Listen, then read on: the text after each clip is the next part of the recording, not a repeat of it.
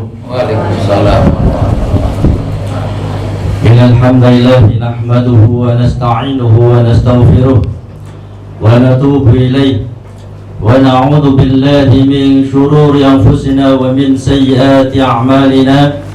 Man yahdihillahu fala mudilla lahu wa man yudlil fala hadiya lahu.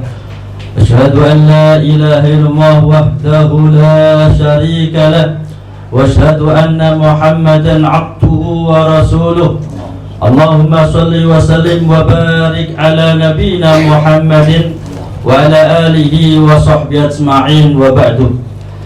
Jemaah hadirin para undangan yang dirahmati Allah Subhanahu wa taala, alhamdulillah kita memuji dan bersyukur kepada Allah Subhanahu wa taala atas semua limpahan nikmat dan karunia yang telah Allah limpahkan kepada kita. Salawat dan salam semoga tetap tercurahkan kepada junjungan Nabi kita Muhammad sallallahu alaihi wasallam, kepada keluarga beliau, para sahabat beliau, dan umat beliau senantiasa istiqamah di dalam menempuh jejak beliau yaumil qiyamah. Jemaah yang dirahmati Allah Subhanahu wa taala, alhamdulillah kita bersyukur kepada Allah Subhanahu wa taala di mana Allah memberikan kesempatan bagi kita untuk bertemu dengan bulan Ramadan, bulan yang penuh dengan rahmat Allah, bulan yang penuh dengan pengampunan Allah Subhanahu wa taala, di mana banyak saudara kita yang mereka tidak punya kesempatan untuk bertemu dengan bulan Ramadan, atau mungkin mereka punya kesempatan untuk bertemu dengan bulan Ramadan, tetapi karena kesehatan yang tidak memungkinkan untuk mereka gunakan ibadah dan mempersungguh dalam ibadah di dalam bulan Ramadan ini. Jemaah yang dirahmati Allah Subhanahu wa taala, bulan Ramadan adalah bulan yang istimewa, di mana Nabi kita Muhammad SAW telah bersabda, as-salawatul hamsu wal jum'ah ila jum'ah wa Ramadan ila Ramadan mukaffiratun bainahunna idza tunibatil kaba'ir. Sesungguhnya salat 5 waktu, salat Jumat yang kita tegakkan, puasa Ramadan yang kita laksanakan, semuanya akan menghapus dosa-dosa kita ketika kita bisa menjauhkan dari dosa-dosa besar. Artinya ketika kita sholat duhur, maka dosa mulai sholat subuh sampai duhur dihapus oleh Allah. Ketika kita sholat asar, dosa mulai duhur sampai asar dihapus oleh Allah. Demikian pula Jumat. Ketika pekan kemarin kita sholat Jumat dan hari ini kita sholat Jumat, maka dosa mulai pekan kemarin sampai hari ini dihapus oleh Allah Subhanahu wa taala. Demikian pula puasa Ramadan. Ketika tahun kemarin kita puasa Ramadan dan ibadah yang lainnya, di tahun ini kita puasa Ramadan dan ibadah yang lainnya, maka semuanya itu akan menghapus dosa-dosa di antaranya.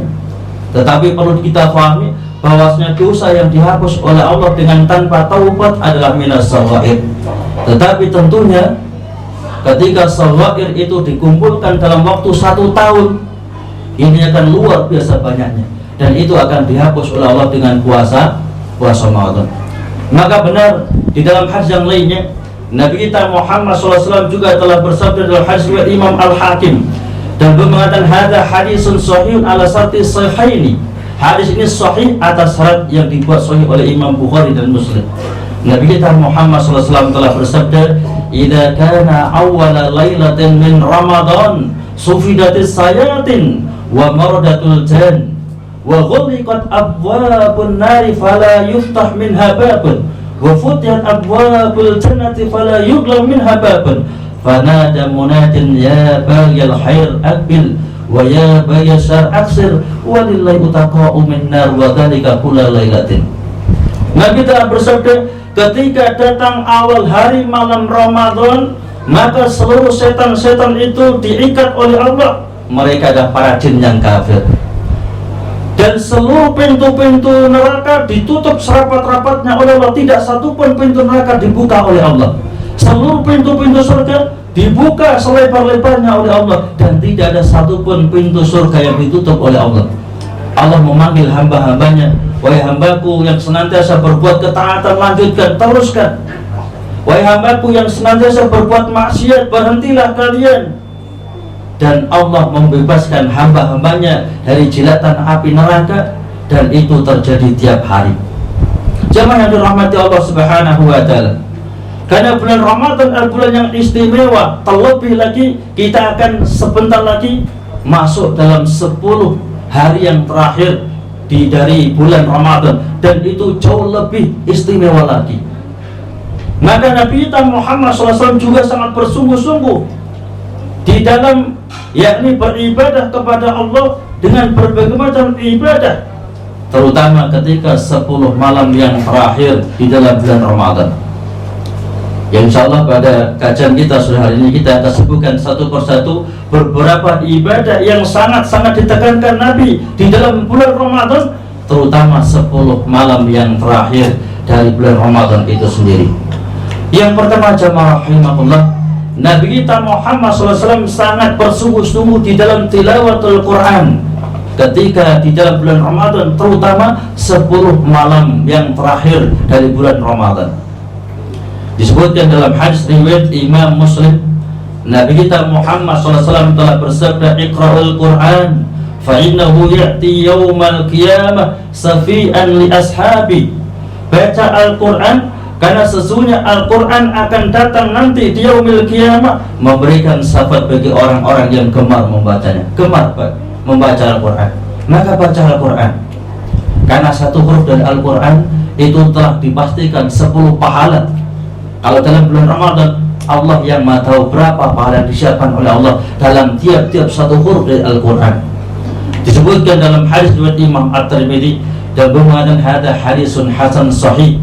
Nabi kita Muhammad SAW telah bersabda, "Man qara harfan min kitabillah falau bi hasanatun wal hasanatu bi asri amsalihha."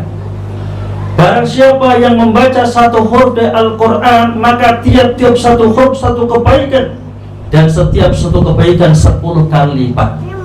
Ketika kita baca alif lam mim, maka telah dipastikan 30 pahala minimalnya. Berapa maksimalnya? Allahu a'lam. Allahu a'lam. Allah yang maha tahu.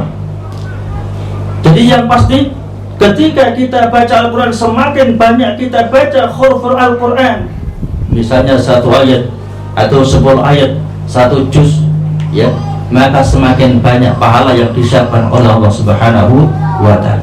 Bahkan kita termasuk kufur nikmat ketika kita dikasih nikmat berupa lisan yang sehat, lancar untuk berbicara, tetapi tidak gemar untuk tilawatul Quran.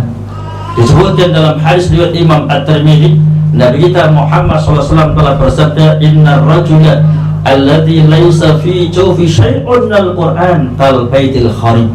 Sesungguhnya seseorang yang dikasih lisan yang sehat oleh Allah, tetapi kerongkongannya, lisannya itu tidak pernah untuk baca huruf-huruf Al-Quran, itu seperti ibarat rumah yang rusak.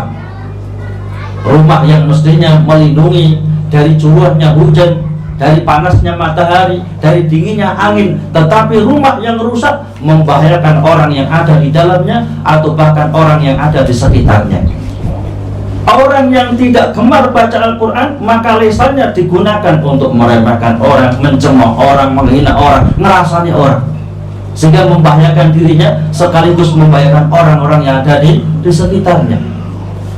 Sehingga Nabi mengajarkan kepada kita, bahkan supaya rumah ini bisa menjadi adem ayem tentrem untuk penghuninya, Nabi memberikan satu hal pengajaran, bahwasanya baca Al-Quran.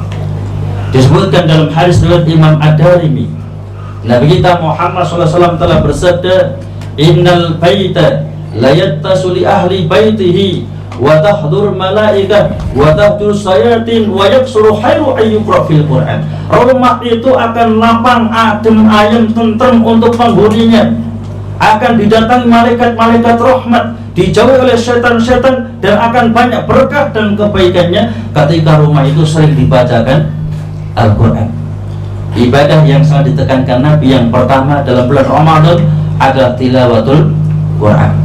Yang kedua, jamaah rahimahullah, ibadah yang sangat ditekankan Nabi dalam bulan Ramadan, terutama dalam 10 malam yang terakhir di dalam bulan Ramadan, adalah qiyamul lail, salat malam, menghidup-hidupkan malam bulan Ramadan. Disebutkan dalam hadis riwayat Imam Al-Bukhari Demikian pula Imam Muslim dalam kitab Sholatul Musafirin juz yang pertama, Nabi kita Muhammad SAW telah bersabda, man qama ramadhana imanan wa ihtisaban ghufralahu ma taqaddama min dhanbihi. Barang siapa yang menghidup-hidupkan malam dalam bulan Ramadan dengan penuh keimanan wa ihtisaban dan mencari ridha Allah Subhanahu wa taala, maka Allah akan ampuni seluruh dosa-dosa yang telah lalu. Kemudian berkaitan dengan sholat malam ini, ada hadis yang sahih riwayat Imam Al-Bukhari, demikian pula Imam Muslim dari jalan Aisyah ummul mukminin. Beliau mengatakan, maka Nabi Muhammad SAW yazidu ala 11 rak'atan fi Ramadan wala ghairihi. Ada Nabi kita Muhammad SAW beliau sholat malam di dalam bulan Ramadan ataupun di luar bulan Ramadan, itu beliau tidak pernah lebih dari 11 rakaat. Sehingga Imam As-Sun'ani dalam kitabnya Subul Salam, beliau mengambil hadis ini dan juga hadis sallu kama ra'aitumuni usalli, maka beliau mengambil istidlal hukum dengan dua hadis ini, maka maksimalnya hanya 11 rakaat. Tetapi ulama-ulama yang lain termasuk Syekhul Islam Ibnu Taimiyah, Imam Ibnu Qayyim Al-Jauzi, Imam Ahmad Ibn Hanbal, Imam Asy-Syafi'i dan imam-imam yang lainnya termasuk Imam Malik membolehkan untuk lebih dari 11 rakaat selama garis bawah bisa khusyuk dan tumakninah. Tapi kalau cari banyak sampai sholatnya seperti diuber maling, maka tentunya 11 rakaat lebih utama. Ya. Tetapi ketika sholat malam lebih daripada itu boleh selama bisa khusyuk dan tumakninah. Apa dalilnya? Dalilnya ketika Umar Ibn Al-Khattab ketika belum memerintahkan Ubay bin Ka'ab untuk menjadi imam di Masjid Nabawi dalam sholat tarawih, maka Ubay bin Ka'ab menegakkan sholat sebanyak 20 rakaat ditambah 3 rakaat witir, 23. Ini ijtihad daripada Umar Ibn Al-Khattab. Mengapa demikian? Karena sholat Nabi itu 11 rakaat mulai dari tengah malam, kira-kira jam setengah 12 itu selesai hampir subuh. Ya, hampir subuh, misalnya subuh jam 4 kurang seperempat baru selesai. Berapa jam itu? Sehingga dalam satu rakaat Nabi itu pernah yang dibaca dengan 3 surat sekaligus. Surat Al-Baqarah berapa ayat? 286. Kemudian lanjut lagi, bukan langsung rukuk, lanjut lagi. Surat Ali Imran berapa itu? 200 ayat. Sudah berapa ratus itu? 486. Tambah lagi surat Ali Imran. Ya, itu dalam satu rakaat.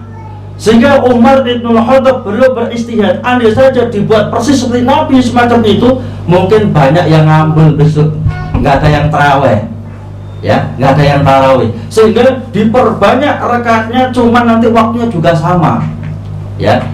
Jadi mulai tengah malam sampai hampir subuh. Kadang-kadang kita hanya 1 jam sudah banyak yang protes, ya, kepada takmir mohon dikurangi separuh, ya. Ada yang setengah jam masih protes lagi. Ini kita ini, ya. Jadi Umar bin Khattab beristihad, kalau dibuat persis Nabi 11 rakaat tapi waktunya sampai 4 jam lebih, itu membuat orang bosan, maka dibuat rakaatnya lebih banyak, cuma nanti waktunya sama. Dan itu tidak ada satupun sahabat yang protes atas ijtihad daripada Umar bin Khattab, sehingga dianggap sebagai ijma' sukuti. Sehingga boleh 11 silakan, itu persis Nabi. Kalau lebih pun juga boleh selama khusyuk dan tumakninah. Ya, ini kita sebutkan supaya nggak salah menyalahkan. Kadang-kadang kita ini, ya, pokoknya dengar hadis lulus dah, yang lain mesti salah. Ya, jadi kita harus banyak, ya, banyak murojaah, banyak baca kitab ulama-ulama kita dahulu. Ini kita nggak gampang nyalah, no, itu, ya. Jadi sholat malam disebutkan dalam hadis riwayat Imam Ahmad Ibn Hanbal, Nabi kita Muhammad SAW telah bersabda, as-siyamu wal qiyamu yasfa'anil abdi yaumal qiyamah. Sesungguhnya puasa yang dilaksanakan, sholat malam yang ditegakkan, kedua-duanya akan memberikan syafaat bagi orang yang mau melaksanakannya. Yang ketiga, jemaah rahimahullah, ibadah yang sangat ditekankan Nabi kita Muhammad SAW, terutama dalam 10 malam yang terakhir dari bulan Ramadan adalah iktikaf. Yang dimaksud iktikaf mulazamatul masjid lil ibadah taqarruban ilallah subhanahu wa ta'ala. Berdiam diri di dalam masjid untuk memfokuskan diri dalam ibadah kepada Allah dalam rangka mendekatkan diri kita kepada Allah subhanahu wa ta'ala. Ditinggalkan dagangannya, ditinggalkan seluruh urusannya, difokuskan dirinya untuk Allah subhanahu wa ta'ala. Sehingga dalam iktikaf itu termasuk syarat mutlak adalah ditegakkannya, dilaksanakannya harus dalam masjid jami, yang mana masjid itu digunakan untuk yakni sholat Jumat dan sholat 5 waktu. Jadi kalau iktikaf di mall, nggak ada iktikaf di mall itu. Di toko nggak ada iktikaf di toko. Bahkan iktikaf dilanggar kita surau ini nggak sah musola. Mengapa? Karena tidak ditegakkan sholat Jumat di dalam. Karena orang yang iktikaf itu begitu keluar dari masjid batal iktikafnya. Ya, ada syarat dan rukun-rukunnya. Tapi tentunya kalau dalam forum ini dijelaskan satu persatu, nggak nutup waktunya. Nanti salat maghrib. Ya, ya. Disebutkan dalam hadis riwayat Imam At-Tabrani dalam kitab Mu'jamul Kabir, Nabi kita Muhammad SAW telah bersabda, al-masjidu baitu kulli taqiyin wa takaffalallahu liman kana al-masjidu baitu birrauhi warrahmah wal jawaz ala sirat ila ridwanillah ilal jannah. Sesungguhnya masjid-masjid Allah itu rumah-rumah bagi hamba Allah yang beriman dan bertakwa. Dan Nabi tegaskan, masjid itu rumah hamba Allah yang beriman dan bertakwa. Walaupun rumahnya amping-amping masjid, di depan masjid, bahkan jejer dengan masjid, tapi kalau nggak ada iman dan takwa, nggak akan mungkin masuk ke dalam masjid. Ya, nggak betah sudah. Begitu anu-anu kok masih ngenteni, pulang lagi sudah, nggak betah. Orang yang kerasan di masjid adalah orang yang iman dan takwa kepada Allah Subhanahu wa ta'ala. Wa takaffalullahu liman kana al-masjidu baitu birrauhi warahmah. Dan barang siapa yang menjadikan masjid itu sebagai rumahnya, kangen terus. Jadi kalau pergi kemana-mana kan kangen pulang kan. Kita kangen ke masjid, hatinya muta'alliqun bil masajid, hatinya tergantung dengan masjid. Ya, kemanapun dia pergi, yang dicari mana masjid. Ya, ke Magetan, ke Tulungagung, cari mana masjid. Nggak cari mana pasarnya, nggak ada itu. Orang iman yang ditanya pertama kali adalah mana masjid. Baru yang lainnya. Hatinya mesti bergantung dengan masjid. Maka barang siapa yang dia itu menjadikan masjid sebagai rumah-rumahnya, hatinya senantiasa bergantung dengan masjid, Allah jamin dengan 3 hal. Yang pertama birrau, dengan hidup adem, ayem, tentrem. Walaupun mungkin banyak utangnya adem, ya. Walaupun mungkin belanja besok nggak ada, masih adem, ayem, tentrem, kan janji Allah itu. Artinya hatinya itu tenang, nggak kemerungsung. Karena kadang-kadang uangnya banyak, tabungan banyak, hatinya kemerungsung terus itu. Bahkan nggak bisa tidur karena banyak ngitung uang. Apa ada? Ya ada, jam 1 belum tidur itu, bukan sholat malam, ngitung uang. Berapa untung tadi siang itu, ya? Berapa banyak uangnya, dihitung terus. Bahkan takut maling, sehingga kalau ada kresek sedikit, langsung jumbo dia, nggak bisa tenang, ya. Jadi Allah janjikan orang yang jadikan masjid sebagai rumah-rumahnya, hatinya senantiasa muta'alliqun bil masajid, hidup dengan adem, ayem, tentrem. Yang pertama warahmah, hidupnya dirahmati oleh Allah, segala aspek kehidupannya, ucapannya, perbuatannya, tingkah lakunya itu dirahmati oleh Allah karena mendapatkan bimbingan oleh Allah, bimbingan dari Allah Subhanahu wa ta'ala. Jadi kalau mengucapkan ucapan yang benar, bersikap yang benar, bertingkah laku yang benar, semuanya atas bimbingan Allah sudah dirahmati oleh Allah. Yang ketiga ada wal jawaz ala sirat ila ridwanillah ilal jannah. Nanti di yaumil qiyamah ketika melewati sirat, Allah akan permudah dia lewat sirat. Ketika banyak yang baru amping-amping sirat sudah jatuh ke neraka, ada yang pertengahan ya syirat jatuh ke neraka, bahkan ada yang hampir masuk surga jatuh ke neraka. Orang yang hatinya senantiasa bergantung dengan masjid, menjadikan masjid sebuah rumahnya, ini dipermudah oleh Allah melewati syirat menuju rahmat Allah, yakni surga Allah Subhanahu wa ta'ala. Jamaah yang dirahmati Allah Subhanahu wa ta'ala, yang keempat, berapa menit lagi? 10 menit lagi. Iya, saya paskan 10 menit. Ya. Yang keempat, ibadah yang sangat ditekankan Nabi kita Muhammad SAW, terutama dalam bulan Ramadan ataupun bahkan 10 malam yang terakhir dari bulan Ramadan, Nabi banyak-banyak berzikir dan bertaubat kepada Allah Subhanahu wa ta'ala. Sallallahu Ibnu Taimiyah, beliau pernah mengatakan, "Adz-dzikru lil qalbi kal ma'i lis sama', fa kaifa yakunu halus sama' idza ukhrija minal ma'." Kebutuhan hati kita akan zikir kepada Allah itu seperti butuhnya ikan akan air. Maka bagaimana keadaan ikan ketika dia dikeluarkan di air tempat dia tinggal? Tentunya akan segera sakit, tidak lama kemudian akan meninggal dunia. Sama dengan hati kita. Kalau hati ini sudah enggan untuk berzikir kepada Allah, sudah antipati untuk berzikir kepada Allah Subhanahu wa ta'ala, hati akan sakit. Bahkan kadang-kadang hatinya telah mati dikala jasadnya masih sangat kuat. Apa ada Pak? Ya banyak itu. Ya, ada seorang anak membunuh orang tuanya, bahkan dicacah-cacah dalam banyak, ya, dibunuh, bukan bunuh biasa itu, dibunuh kemudian dipecali seperti ayam itu.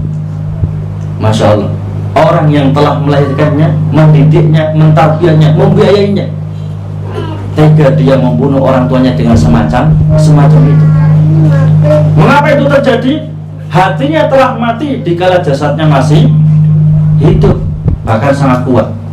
Ada lagi seorang ayah yang memperkosa anak kandungnya sendiri, ya, bahkan sampai sekarang masih hidup dan punya anak banyak. Jadi anaknya itu juga anaknya juga cucunya itu ada itu, dan orangnya masih hidup sampai hari ini. Masya Allah, ya.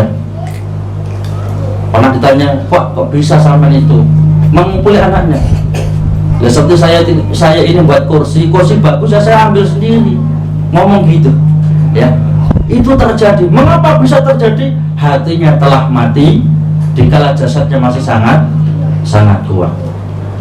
Maka benar sabda kita Muhammad SAW dalam hadis riwayat Imam Al-Bukhari, Kitabud Da'awat, Nabi kita Muhammad SAW telah bersabda, "Masalul ladzi yadhkur rabbahu wal ladzi la yadhkur rabbahu, masalul hayy wal mayyit." Permisalan orang yang gemar berzikir kepada Allah dengan orang yang enggan berzikir kepada Allah seperti orang hidup dan orang mati. Orang yang gemar berzikir kepada Allah itu seperti orang yang hidup, sehingga bisa memberikan manfaat untuk dirinya bahkan orang lain. Tetapi orang yang sudah enggan, antipati untuk berzikir kepada Allah itu seperti orang yang mati, sehingga tidak bisa memberikan manfaat untuk dirinya, bahkan juga tidak bisa memberikan manfaat untuk orang lain. Bahkan kalau lama-lama dibiarkan akan membuat penyakit bagi orang lain. Ya, emang Pak, itu jenderal yang mati Pak, tetap dipendem, nggak mungkin dibiarkan itu. Itu yang meninggal presiden Pak, emang dibiarkan saja, tetap dipendem. Mengapa? Karena kalau lama-lama dibiarkan akan membuat penyakit bagi orang lain. Ya. Maka banyak dalam hadis Nabi kita Muhammad SAW mengajarkan kita berzikir dan berzikir. Dalam hadis riwayat Imam At-Tirmidzi dan menghasankan hadis ini, Nabi telah bersabda, "Man qala subhanallah wa bihamdihi ghurisat lahu nahlatun fil jannah." Barang siapa mau berzikir dengan kalimat subhanallah wa bihamdihi, maha suci Allah dan segala puji hanya milik Allah, dengan satu kalimat zikir ini Allah tanamkan satu pohon kurma di surga Allah. Nanti kita akan panen di surga Allah Subhanahu wa ta'ala. Loh Pak, kalau 100 ya dapat 100 pohon sampai. Kalau 1000 dapat 1000 pohon di sana. Bagaimana mananya? nggak kewalahan panennya, ya terserah sampean sudah, dipanen boleh, nggak dipanen juga boleh. Ya, yang penting Nabi telah janjikan ketika kita berzikir dengan kalimat ini, Allah tancapkan satu pohon kurma di surga Allah nanti bagi kita di hadapan Allah Subhanahu wa ta'ala. Bahkan ada dua kalimat yang kita gampang lafadzkan dalam hadis Imam Al-Bukhari, demikian pula Imam Muslim, dan jalan Abu Hurairah, Nabi kita Muhammad SAW telah bersabda, kalimatani khafifatani fil lisan habibatani ila rahman sakailatani fil mizan subhanallah wa bihamdihi subhanallahil azim. Dua kalimat yang paling mudah dilafadzkan oleh lisan, nggak perlu biaya sudah, nggak perlu pajak. Mana ada kalau dikiri pajak, nggak ada kan? Dan juga nggak perlu biaya, mudah dilafadzkan. Terus juga nggak mungkin lisannya jadi apa itu jadi sakit, nggak ada itu.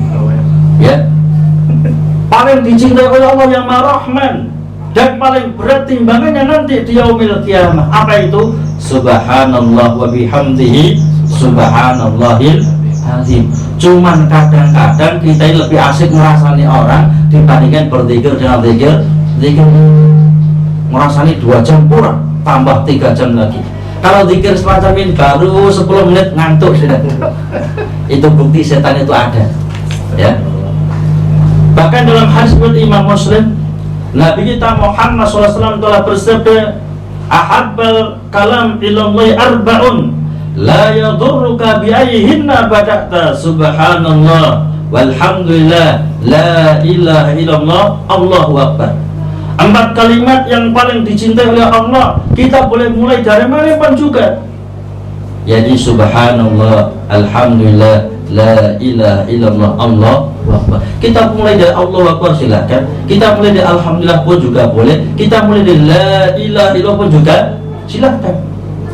Bahkan disebutkan dalam hadis riwayat Imam An-Nasa'i dengan sanad yang sahih, Nabi kita Muhammad SAW telah bersabda, al-baqiyatus shalihat subhanallah walhamdulillah la ilaha illallah Allahu akbar.